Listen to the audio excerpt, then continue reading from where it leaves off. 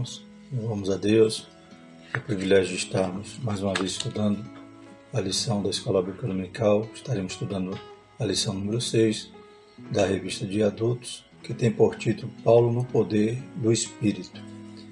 Continuando o tema do trimestre, na revista comentada pelo pastor Helena Cabral, que o título do trimestre é o Apóstolo Paulo, Lições da Vida e Ministério do Apóstolo dos Gentios para a Igreja de Cristo.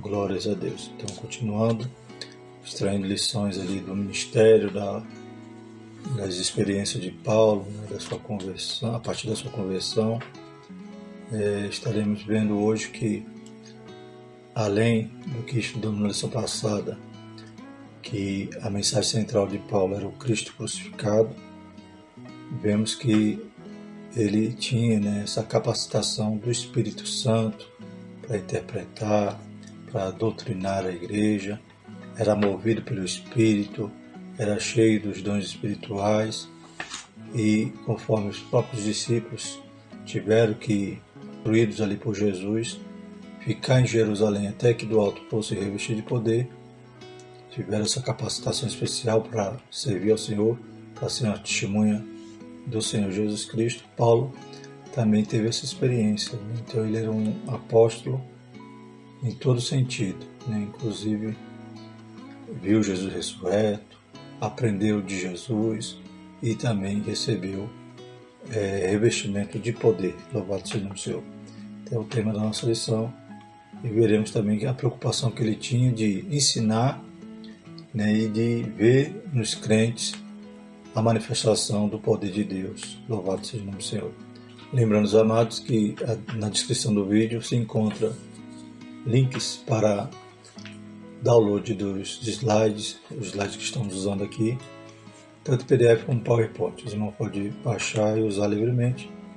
Pedimos tão somente que compartilhe o vídeo, que se inscreva no canal, para que o material chegue também na mão de outros professores. O texto áudio da nossa lição diz: impondo-lhes Paulo as mãos, veio sobre ele o Espírito Santo, e falavam línguas e profetizavam. Atos 9:6. Verdade prática diz: uma vez movido no poder do Espírito, podemos ser bem-sucedidos na missão de pregar o Evangelho a toda criatura. Então precisamos estar sendo dirigidos pelo Espírito Santo, para que ele coopere conosco nesta obra, da qual nós somos cooperadores, mas precisamos de todo o suporte, de todo o apoio, de toda a capacitação que o Espírito Santo pode nos dar. A leitura bíblica em classe se encontra em Atos 19, no versículo de 1 a 7. Sucedeu que, enquanto Apolo estava em Corinto, Paulo, tendo passado por todas as regiões superiores, chegou a Éfeso e, achando ali alguns discípulos, disse-lhes: recebeste vós já o Espírito Santo quando crestes? E eles disseram-lhe: nós nem ainda ouvimos que haja Espírito Santo. Perguntou-lhes então: em que sois batizados então? E eles disseram: no batismo de João. Mas Paulo disse: certamente João batizou com o batismo do arrependimento, dizendo ao povo que cresce no que após ele havia de vir, isto é, em Jesus Cristo. E os que ouviram foram batizados em nome do Senhor Jesus. E impondo-lhes Paulo as mãos, veio sobre ele o Espírito Santo, e falavam línguas e profetizavam. Estes eram ao todo uns 12 varões. O objetivo geral da nossa lição é conscientizar de que é preciso viver na plenitude do Espírito para fazer a obra de Deus. E os objetivos específicos estaremos extraindo dos tópicos: expor que Cristo deve ser pregado no poder do Espírito, identificar o argumento de Paulo sobre a plenitude do Espírito, apresentar a fonte de ensino de Paulo sobre o Espírito Santo. A introdução da nossa lição diz: movido pelo Espírito Santo, o apóstolo Paulo passou a ter como missão de vida dar testemunho de Jesus e provar que ele é o Cristo. Nesta lição, veremos como Paulo pregou a Cristo no poder do Espírito, seu argumento sobre a plenitude do Espírito Santo e a fonte da revelação do Espírito Santo em seu ministério. Confirmaremos que o ministério do apóstolo Paulo foi o ministério no poder do Espírito Santo. Glórias a Deus. Então, a partir do momento que tem aquele encontro com Jesus, Louvado seja o nome do Senhor. Então, seu alvo, né? Sua meta passou a ser testemunhar desse Jesus. Aquele que ele descria, aquele que ele achava impossível ser o Messias, ele foi convencido pelo Espírito Santo que aquele que falava com ele, né, era o Senhor, era o Filho de Deus, como ele logo depois de poucos dias já estava anunciando nas sinagogas lá em Damasco, dizendo que Jesus era o Filho de Deus. E todo o seu ministério foi dirigido pelo Espírito Santo, como veremos durante a lição. Primeiro ponto, pregando a Cristo no poder do Espírito. Paulo movido pelo poder do Espírito. Primeiro subtópico. O livro de Atos mostra que após sua conversão, Paulo ficou alguns dias com os discípulos que estavam em Damasco. Atos 9:19. Logo em seguida ele pregava a Jesus que este era o Filho de Deus nas sinagogas. Atos 9:20. Mais tarde, quando chegou a Jerusalém, falava ousadamente no nome de Jesus. Atos 9:29. Então vemos aí, né, quando Ananias vai à rua direita, na casa de Judas, né, a mandado de Deus, ora por Paulo para que ele recebesse visão e que ele fosse cheio do Espírito. Na sequência, então, ele é batizado nas águas. Então vemos que Paulo tinha toda essa ousadia, toda essa autoridade do Espírito Santo para anunciar Jesus e confrontava, né, os demais judeus, os demais mestres, e da mesma maneira como o Estevão, que era também cheio do Espírito, ninguém conseguia resistir, né, à autoridade, à sabedoria de Estevão. Paulo também estava, né, imbuído dessa mesma autoridade do céu. Era o poder do Espírito Santo que movia de tal modo que o apóstolo não tinha outra missão, senão pregar Jesus e este crucificado. Lá em 1 Coríntios 2:2, porque nada me propus saber entre vós, senão Jesus Cristo e este crucificado. Ele só poderia pregar tal mensagem pelo Espírito de Deus. 1 Coríntios 12:3. Também lemos lá em 1 Coríntios 2:4-5 o seguinte: E a minha palavra e a minha pregação não consistiram em palavras persuasivas de sabedoria humana, mas em demonstração de Espírito e de poder, para que a vossa fé não se apoiasse em sabedoria dos homens, mas no poder de Deus. E essa referência em 1 Coríntios 12:3 diz: Portanto, vos quero fazer compreender que ninguém que fala pelo Espírito de Deus diz Jesus é anátema. E ninguém pode dizer que Jesus é o Senhor, senão pelo Espírito Santo. Nós vemos lá naquele encontro maravilhoso que ele tem com Jesus, né? Primeiro ele não entende o significado daquela visão, e ele pergunta: quem é esse Senhor? Glórias a Deus. Já sabia que era algo divino. Talvez ele lembrou ali de momentos que, né, muitos servos do Senhor tiveram um encontro pessoal com Deus, como aconteceu com Moisés, né? Como aconteceu com Elias. Louvado seja o nome do Senhor. Então Paulo já sentia que aquilo que estava acontecendo era algo maravilhoso, sobrenatural. E ele já pergunta: quem é esse Senhor? Aí Jesus responde para ele: sou Jesus, a quem tu persegues. Louvado seja o nome do Senhor. E logo em seguida ele diz: que o Senhor quer que eu faça? Então ele reconhece o senhorio de Cristo. Ele se rende a Jesus ali. Ele reconhece que tudo que ele perseguia era contrário a Cristo, era contrário ao Messias que ele tanto ansiava, que ele tanto almejava. E ele, né, perseguindo, ele, daquela forma como ele tratou os servos do Senhor, ele cai por terra ali toda a sua arrogância, toda a sua fúria, e ele percebe que ele está diante de Deus, do Filho de Deus, como ele vai anunciar logo em seguida. Louvado seja o nome do Senhor. Então, tudo isso graças ao Espírito Santo que convenceu ele, né? Ele se converte ali no caminho de Damasco, porque ele é primeiramente convencido pelo Espírito Santo, né, a respeito daquela maravilhosa verdade, que Jesus estava na frente dele, o Messias, que ele imaginou que nunca poderia ter sido Jesus. O Espírito Santo convence ele desta verdade. O caminho de pregação. Depois do estágio no deserto da Arábia por 3 anos, Paulo voltou a Damasco e daí foi para Jerusalém. Então, o autor aqui coloca os 3 anos no deserto. É claro que teve esse percurso, né? Damasco, Arábia, Damasco.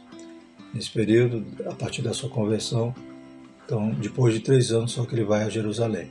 Supõe-se que ele passou mais tempo na Arábia, no deserto, né, durante esses 3 anos, porque em Damasco, toda vez que ele pisava lá, era perseguido, a ponto de ter que sair da cidade, né, sendo baixado num cesto pelos muros da cidade, porque os portões estavam ali cerrados, os guardas vigiavam para prender Paulo. Então, provavelmente, Damasco era só percurso rápido. Não teve uma recepção calorosa, porque os cristãos de Jerusalém, inclusive os apóstolos, ainda temiam a presença do antigo Saulo de Tarso. Atos 9, 26 e 27 diz: E quando Saulo chegou a Jerusalém, procurava ajuntar-se aos discípulos, mas todos o temiam, não crendo que fosse discípulo. Então Barnabé, tomando consigo, trouxe aos apóstolos, que lhe contou como no caminho ele vira ao Senhor. E este lhe falara como em Damasco falara ousadamente no nome de Jesus. Com alguma reserva, ele foi acolhido na igreja-mãe e todos ouviram seu testemunho. E sem se intimidar, ele pregava ousadamente para os judeus e gregos na cidade. Entretanto, Paulo recebeu uma revelação de que deveria sair de Jerusalém. Então ele sai, é levado até Cesareia, acompanhado pelos discípulos, e depois ele volta para Cilícia e Tarso, a sua terra natal. Fica por lá em período determinado até que Barnabé vai buscá-lo.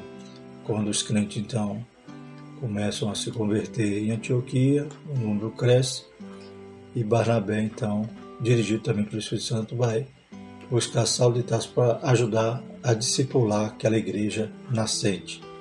E o discipulado foi tão efetivo, foi tão proveitoso que a Bíblia vai dizer que foi o primeiro lugar que os crentes foram chamados cristãos, que significa, pequenos cristos, ou seja, eles davam um testemunho e viam na vida deles, como diz a palavra, não vivo mais eu, mas Cristo vive em mim. Então, isso se cumpria ali na vida dos crentes de Antioquia. Aquela igreja cresceu muito e realmente se tornou, inclusive, a agência missionária, Dali que saem as viagens missionárias. Terceiro subtópico, Paulo e as duas viagens missionárias.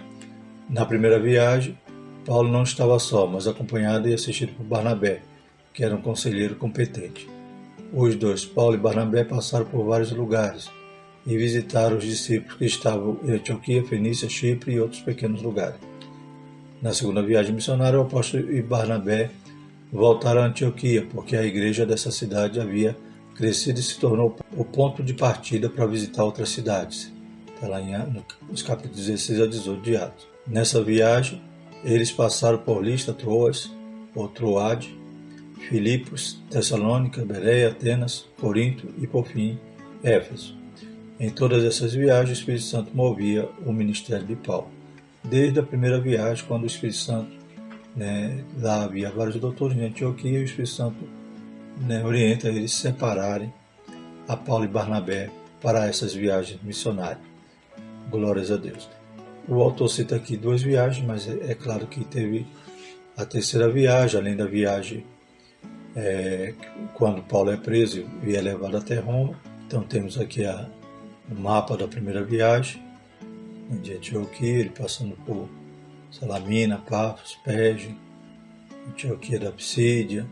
Então ele vai e depois volta, confirmando ali os crentes. A segunda viagem é um percurso maior, e de Antioquia ele vai agora via terrestre até Tarso, Perge, Derbe, Listra, Icônio, Antioquia da Psídia e Troade. Em Troade, lá em Atos 16, que ele tem uma visão, em Atos 16, 6, 10, a visão que era para ele atravessar para Macedônia, ele tinha talvez o intuito de continuar nessa região e retornar, mas a visão, o Espírito Santo move ele para ir até a Macedônia, como diz aqui em Atos 16, 6 a 10. E passando pela Frígia e pela província da Galácia, foram impedidos pelo Espírito Santo de anunciar a palavra na Ásia. Então sempre era guiado, ele obedecia à voz do Espírito. E quando chegaram a Mísia, tentavam ir para a Bitínia, mas o Espírito de Jesus não lhe permitiu. E tendo passado por Mísia, desceram a Troade. E Paulo teve de noite uma visão que se apresentava um varão da Macedônia e lhe rogava, dizendo: passa a Macedônia e ajuda-nos. E logo depois dessa visão, procuramos partir para a Macedônia, concluindo que o Senhor nos chamava para lhes anunciarmos o Evangelho. Então ele obedece, e a principal cidade na Macedônia, que ele chega, Filipos, e nós conhecemos então que ali ele começa evangelizando ali para aquelas mulheres que estavam na beira do rio, Lídia, entre outras, e aquelas mulheres se convertem. E depois também lembramos que em Filipos ele expulsa o espírito de adivinhação de uma jovem, e os seus senhores ficam com raiva e lançam ele na prisão. Mas lá na prisão, Deus ainda tinha um plano, de salvar ali o carcereiro e sua família. Então nós conhecemos essa história, que à meia-noite, Paulo e Silas, então, oravam e cantavam, louvado seja o nome do Senhor, até que veio o terremoto, abalando e abrindo as cadeias. E é interessante, que ele obedecendo a voz do Espírito, eu imagino que quanto foi importante ele ter chegado a Filipos. Pois nas cartas aos Filipenses vemos que aquela igreja muito o ajudou no seu ministério. Era uma igreja que contribuía para o seu ministério, enquanto outras ele não era pesado por alguma questão em alguma cidade, ele preferia trabalhar no seu ofício, mas Filipos foi uma cidade que investia na sua missão. Então ele muito ajudou Paulo. Então o Espírito Santo guia para o caminho correto, louvado seja o Senhor. E então ele completa ali a viagem na Macedônia, Anfípolis, Bereia, Atenas, Corinto, e volta por Éfeso e volta também a Jerusalém. Então essa segunda viagem que o autor da nossa lição vai citar, a primeira e a segunda. Só que não podemos esquecer que tem a terceira, que faz esse trajeto, e inclusive o evento que vamos citar do tópico que vai falar, o segundo tópico que vai falar sobre o argumento de Paulo sobre a plenitude do Espírito Santo, ocorre na terceira viagem. Então, na segunda viagem, Paulo passa por Éfeso rapidamente, deixa ali Priscila e Áquila e rapidamente ele passa por aquela cidade. Só na terceira viagem que ele vai parar lá 2 anos e 3 meses, que é quando ele vai encontrar aqueles novos convertidos que ainda não haviam ouvido falar do Espírito Santo. E a quarta viagem, a viagem de Paulo a Roma, não foi uma viagem missionária, mas ele fez missão. Por onde passava, pregava e ganhava almas. Louvado seja o nome do Senhor. Então, continuando, o segundo ponto da nossa lição, o argumento de Paulo sobre a plenitude do Espírito Santo. Primeiro, Paulo aclara o ensino sobre a plenitude do Espírito. Nos capítulos anteriores, depois da separação entre Paulo e Barnabé, o jovem Timóteo e Silas passaram a acompanhar o apóstolo. Quando Paulo voltou a Éfeso, deparou-se com um grupo de discípulos que seguiam o ensino de Apolo e foram batizados com o batismo de arrependimento de João Batista. Esses discípulos ouviram falar de Jesus, mas não conheciam a doutrina do batismo no Espírito Santo. Eles haviam crido, Atos 19:2, em Cristo, mas nada sabiam da experiência do Pentecoste. Paulo percebeu que, a despeito de terem crido no Cristo da Escritura, eles não haviam recebido o poder do Espírito para se tornarem testemunha do Senhor. Sabemos que o batismo é uma capacitação para o serviço, para pregarmos com autoridade, com ousadia, e também é uma porta para buscarmos os dons espirituais, para que o Senhor também opere maravilhas, opere o seu poder para a confirmação da sua palavra e para que a pregação com poder tenha mais efeito, tenha mais alcance. Louvado seja o nome do Senhor. Como o pastor Caramoro diz que Apolo só conseguiu ganhar 12 almas em Éfeso. E Paulo, cheio do Espírito Santo, sempre formava igrejas ali completas por onde passava. Louvado seja o nome do Senhor. Atos 19:2. Disse-lhe: recebeste vós já o Espírito Santo quando creste? E eles disseram: nós nem ainda ouvimos que haja Espírito Santo. Interessante, irmãos, que Paulo tem essa preocupação, que hoje muito púlpito já cessou, muito pastor já não tem mais essa preocupação de que todo crente receba o Espírito Santo, seja batizado no Espírito Santo. Então Paulo tinha essa preocupação, segundo alguns cronologistas, esse momento que ele chega em Éfeso ali, pela segunda vez, já tinha se passado cerca de 20 anos após a sua conversão, e ele estava em todo fervor e todo vigor ali e sabia que era necessário que todo crente fosse batizado com o Espírito Santo. Então a primeira coisa que Paulo pergunta para aqueles crentes é se eles já haviam recebido o Espírito Santo quando creram. E eles nem sabiam a respeito disso. Nessa última conferência pentecostal brasileira, o pastor Walter Brunelli usou esse texto, glórias a Deus, para ressaltar a questão da teologia, pois aqueles crentes estavam rasos, ainda não conheciam essa outra doutrina. E Paulo, além de expor para eles, explicar a respeito de Jesus, a respeito de que o batismo de João apontava para Jesus, também a experiência de provar do batismo do Espírito Santo. E quando vemos depois a igreja de Efésios, já no final, quando Paulo está indo para Jerusalém na sua volta ali definitiva, que vai culminar com a sua prisão em Jerusalém.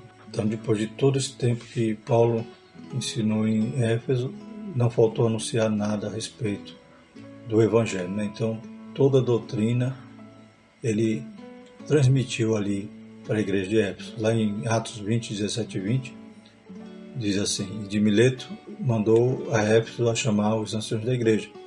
E logo que chegaram junto dele, disse-lhe: vós bem sabeis desde o primeiro dia que entrei na Ásia, como em todo esse tempo me portei no meio de vós, servindo ao Senhor com toda a humildade, com muitas lágrimas e tentações, que pelas ciladas dos judeus me sobrevieram. Como nada que útil seja, eu deixei de vos anunciar e ensinar publicamente e pelas casas.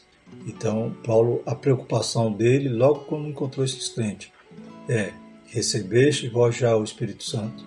Glórias a Deus. Então, Paulo depois ora por eles, impondo as mãos, e eles são batizados, falam em línguas e profetizam. Bendito é o nome do Senhor. O segundo tópico: é preciso crer para receber o Espírito Santo. Então, ninguém recebe o batismo no Espírito Santo antes de crer em Cristo como Salvador. Então, o batismo no Espírito Santo é distinto da salvação. A salvação é uma coisa e o batismo é uma experiência distinta da salvação. Primeiro tem que ser salvo, primeiro tem que crer. Somente depois de passar pela experiência da conversão, de reconhecer Jesus como Salvador, então o Senhor concede o dom do Espírito Santo, ou seja, o batismo no Espírito Santo sobre a pessoa convertida. E disse-lhes Pedro: arrependei-vos e cada um de vós seja batizado em nome de Jesus Cristo para perdão dos pecados e recebereis o dom do Espírito Santo. É necessário se arrepender, receber o Senhor como Salvador, se converter, para depois receber o dom do Espírito Santo para ser batizado.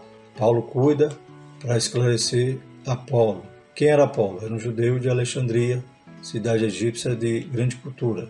Certamente Apolo teve uma elevada formação, principalmente no conhecimento da Escritura Sagrada, e se destacava pela eloquência.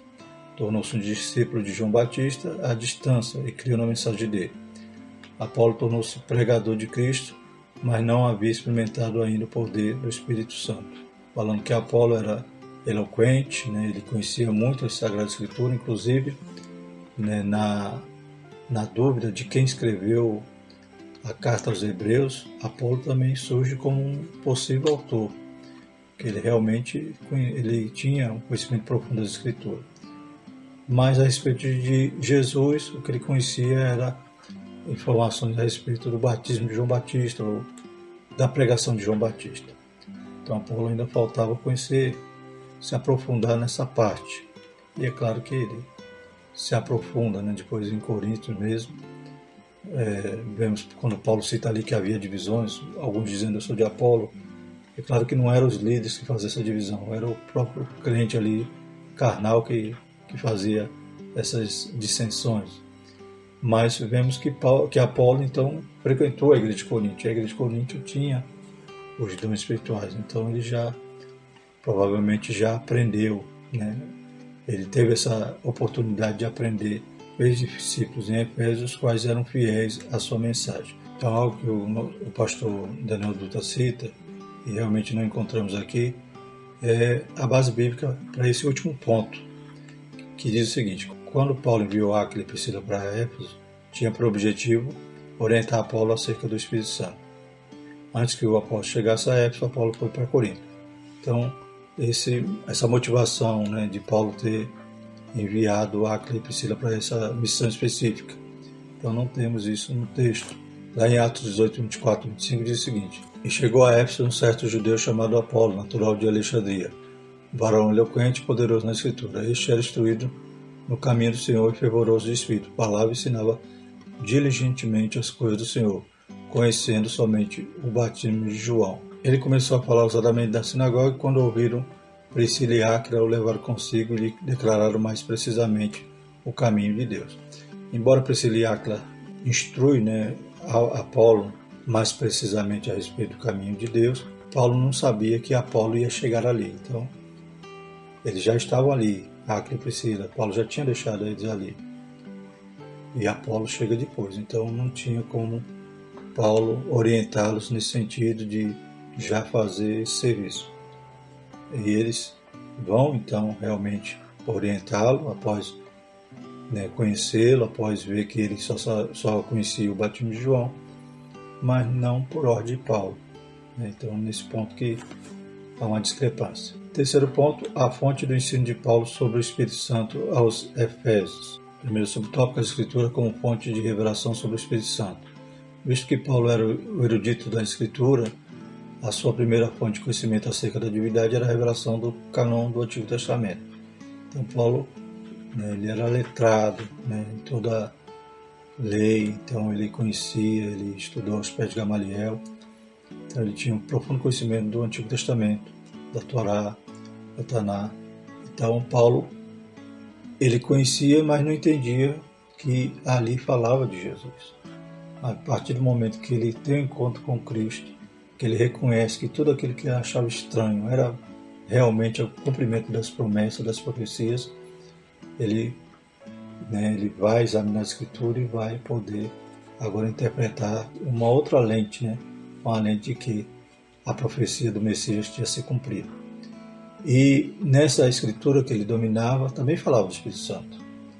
Só que o Espírito Santo ele agia de forma esporádica, ele enchia algum servo, ele capacitava, como Davi, como Moisés, como os artesãos lá no tabernáculo. Então, o Espírito Santo, ele agia de forma esporádica, ele ainda não era derramado sobre toda a carne. Então, sua compreensão sobre Deus era monoteísta, tanto quanto todos os demais judeus. Então, era uma dificuldade do judeu entender também que o Espírito Santo era uma pessoa, que o Espírito Santo fazia parte da Trindade. Então, a ideia da Trindade era complicada para o judeu entender, mas Paulo, pelo Espírito Santo, ele compreende tudo. Então, ele diz que a sua pregação não consistiram de palavras persuasivas de sabedoria humana, mas em demonstração de Espírito e de poder. E a doutrina da Santíssima Trindade, mais especificamente a pessoa do Espírito Santo, estava presente no Antigo Testamento de forma subjetiva. Então, o Espírito agia, mas eles não entendiam, achavam que o Espírito Santo era apenas a presença de Deus. Mas no Novo Testamento é que isso fica claro, desde o batismo de Jesus, quando há então as três pessoas ali no ato ali do batismo de Jesus. Segundo tópico, o Pentecostes como fonte de revelação do Espírito Santo. Então, cumprimento da promessa ali de Joel, então demonstra ali o Espírito Santo e depois toda a doutrina de pneumatologia podemos compreender mais claro a partir dali, a partir do momento que Pedro, por exemplo, enfatiza ali que Ananias e Safira não estava mentindo a ele, mas mentindo ao Espírito de Deus. Então a gente vai ver que o Espírito sente, o Espírito tem ciúme, o Espírito fala. Então toda a pneumatologia a gente pode compreender mais claramente no Novo Testamento. A segunda fonte reveladora do Espírito Santo era a experiência vivida pelos apóstolos no dia de Pentecostes. Atos 2,4 diz: E todos foram cheios do Espírito Santo e começaram a falar em outra língua, conforme o Espírito Santo lhe concedia que falasse. Em seguida, a sua própria experiência, quando foi cheio do Espírito Santo depois da conversão. Atos 9,17, Ananias foi e entrou na casa, impondo-lhe a mão, disse: Irmão Saulo, o Senhor Jesus, que te apareceu no caminho por onde vinhas, me enviou para que tornes a ver e seja cheio do Espírito Santo. Então, como estudamos na lição passada, na narrativa de Lucas, ser cheio do Espírito Santo, como vemos aqui em Atos 2,4 e em Atos 9,17, é sinônimo de ser batizado com o Espírito Santo. Já nos textos paulinos, essa expressão cheia do Espírito Santo tem uma outra conotação, um outro significado. Se o Antigo Testamento mostrava o Espírito Santo de forma subjetiva, o Novo Testamento, em especial o Pentecoste, revela a atuação do Espírito Santo de maneira objetiva e clara. Como Jesus disse, Ficai em Jerusalém até que do alto sejais revestidos de poder. Então, as características do Espírito Santo ficam bem claras no Novo Testamento. Embora no Antigo ele já operava, glórias a Deus, desde a criação. Louvado seja Deus. Terceiro subtópico, Paulo ensina acerca do Espírito Santo aos Efésios. Ao ensinar sobre o Espírito Santo aos Efésios, Paulo não desfez a mensagem de João Batista, nem a de Apolo. Pelo contrário, o apóstolo fortaleceu a mensagem de João Batista e revelou o Cristo profetizado por João exatamente como que havia de vir. Atos 19:4, mas Paulo disse, certamente João batizou com o batismo do arrependimento, dizendo ao povo que cresce no que após ele havia de vir, isto é, em Jesus Cristo, né? Aquele que ia batizar com o Espírito Santo e com fogo. A seguir, Paulo anuncia sobre o Espírito Santo aos Efésios, os quais recebem a mensagem que havia sido consumada no dia de Pentecostes. Então ora por eles, impõe as mãos sobre as suas cabeças, e o Espírito Santo é derramado como chuva abundante sobre todos, e começaram a falar em línguas e profetizar. Aí é outra referência, né, no livro de Atos, que demonstra a evidência inicial do batismo do Espírito Santo, que é o falar em línguas. Não só falar em línguas, mas também, além disso, ainda profetizar, né, provar ali o dom de profecia. Iniciou-se um grande avivamento na igreja de Éfeso. Lá em Atos 19:20 diz, também muitos dos que seguiam artes mágicas trouxeram seus livros e os queimaram na presença de todos. E feita a conta do seu preço, acharam que montava a 50.000 peças de prata. Assim a palavra do Senhor crescia poderosamente e prevalecia. Então houve um avivamento ali em Éfeso, né? Então era necessário. Interessante é isso, que esse revestimento de poder é para capacitar para esse serviço, para que a igreja, né, ela tenha esse impacto no meio ali do povo. Louvado seja o nome do Senhor. E talvez Apolo, sem esse conhecimento, não ia conseguir promover o avivamento que houve ali em Efésios. Então, tem momentos que é necessário o poder de Deus, né, sendo manifestado assim de forma gloriosa para o crescimento da igreja, né? Então, hoje o Senhor, muitos dons espirituais que não vemos com frequência, hoje está sendo operado de forma frequente lá na África, mortos ressuscitando, na China, igreja subterrânea e povo cheio de poder.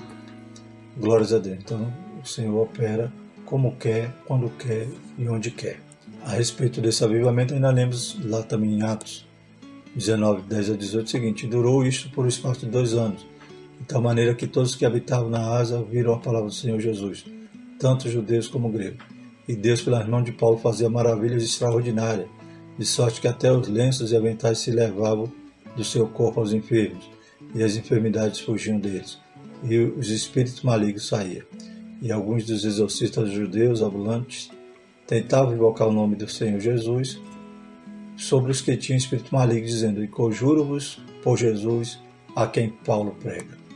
Os que faziam isto eram 7 filhos de Seva, judeu, principal dos sacerdotes. Respondendo, porém, o espírito maligno diz, conheço a Jesus, e bem sei que é Paulo, mas vós quem sois? E saltando neles o homem que tinha o espírito maligno, e assenhorando-se de 2, pôde mais do que eles, de tal maneira que nus e feridos fugiram daquela casa. E foi isso notório a todos os que habitavam em Éfeso, tanto judeus como gregos, e caiu temor sobre todos eles, e o nome do Senhor Jesus era engrandecido. E muitos dos que tinham crido vinham confessando e publicando seus feitos. Então havia muitos sinais, muitas maravilhas, e aqueles que iam tentar falsificar acabaram apanhando e saíram correndo nus, porque o espírito maligno lhe disse, eu conheço Jesus, conheço Paulo, mas vós quem sois? Então, aqueles sinais maravilhosos fizeram com que muitos se converteram, e até aquela cultura, de mágicos, eles deixaram essa arte e queimaram seus livros na presença de todos. Então essa experiência levou os discípulos de Efésios a anunciar Jesus como Salvador e fez a igreja crescer. Nesse tempo, sinais e prodígios foram marcas externas da presença e do poder do Espírito Santo na vida da igreja. O Espírito Santo agiu de forma poderosa na vida de Paulo. Desde a conversão, como nós todos também só nos convertemos graças ao Espírito Santo que nos convenceu, glórias a Deus, que quebrantou ali, fez a pedra que havia no nosso coração ser esmiuçada, louvado seja o nome do Senhor, aleluia. E Paulo, orientado, obedecendo a voz do Espírito, sendo comissionado, sendo separado, tudo através do Espírito Santo. E pregavam uma palavra que não era persuasível com sabedoria humana, mas em espírito e poder. Louvado seja o nome do Senhor. E os sinais acompanharam Paulo, acompanham os que creem e acompanharam a vida de Paulo, que era cheio do Espírito, cheio dos dons espirituais para fazer essa obra. E nós carecemos. E como já falamos, cabe também a cada líder, a cada pastor ter essa preocupação e perguntar para aquele que ele está ensinando, discipulando, apacentando, perguntar: já recebeste o Espírito Santo? Se não recebeu ainda, aprenda o que é e busque e receba, porque isso hoje, nesses últimos dias. Conclusão: no poder do Espírito, o apóstolo Paulo, além de realizar curas e milagres em nome de Jesus, levou a igreja em Éfeso a espalhar o Evangelho de Cristo. À luz desse exemplo, precisamos resgatar a simplicidade da fé cristã, buscando sinais que demonstram o poder do Espírito Santo hoje. Glórias a Deus. Bendito seja o nome do Senhor. Louvamos a Deus por essa lição maravilhosa. Na próxima lição vamos estudar Paulo, o plantador de igreja. Oh, glória. Aleluia. Vamos orar e agradecer ao Senhor por esse momento. Maravilhoso Deus, mais uma vez somos gratos, te pedindo, Pai, uma graça especial na vida de cada um que está assistindo esse vídeo.